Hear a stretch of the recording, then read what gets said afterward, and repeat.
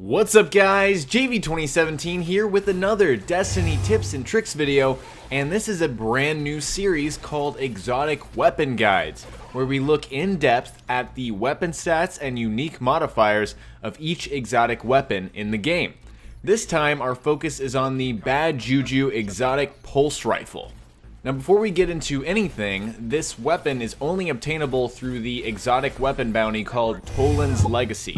So keep in mind there's no surefire way to get this, just keep turning in bounties and cross your fingers that this weapon turns up. Without further ado, let's hop into the character menu screen here and look at the details of the Bad Juju.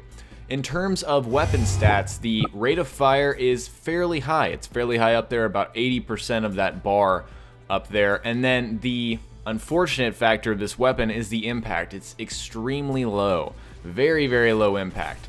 So looking at the footage here, you can tell that both the time between each individual shot and each individual burst is fairly quick, and that's, obviously a plus to this weapon. However, it's probably a balancing factor for the horrible impact. The impact is really bad, and we know that impact is actually what calculates the damage per shot.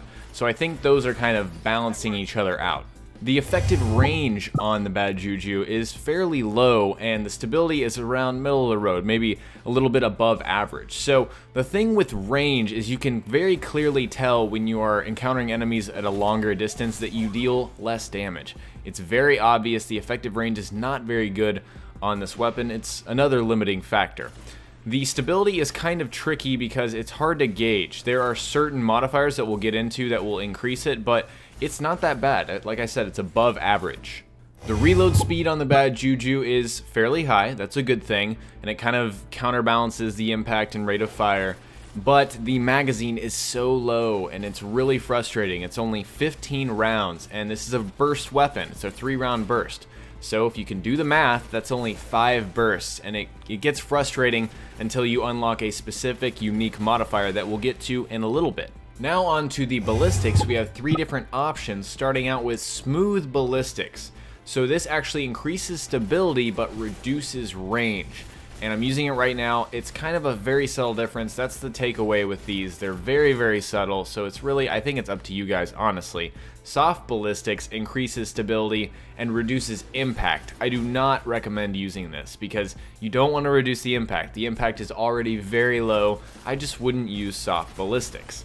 Our last option is Smart Drift Control, which claims to have predictable and controllable recoil, but a penalty at range. Honestly, that's pretty much the same thing as Smooth Ballistics, and I tried both of these on and off, and I really couldn't tell a difference, so I think it's a toss-up there.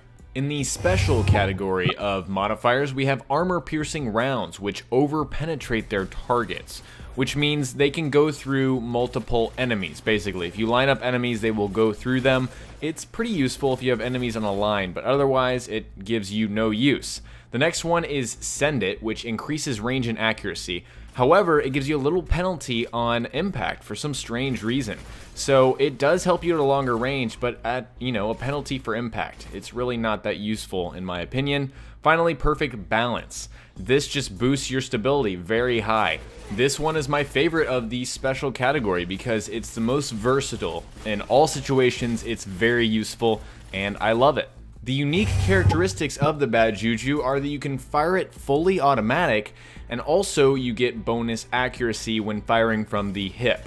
So fully automatic does not mean fully auto like an auto rifle. It means that you can just hold down the trigger and it will burst continuously, kind of like an M16.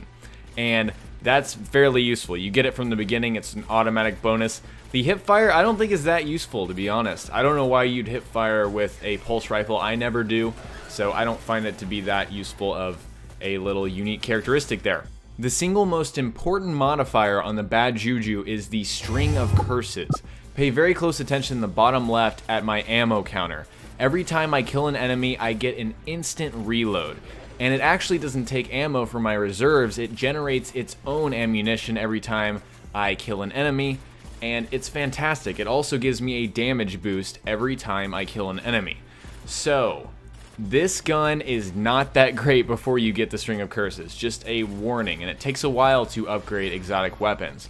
So that kind of brings me to my overall verdict of the Bad Juju. Is this a good exotic weapon?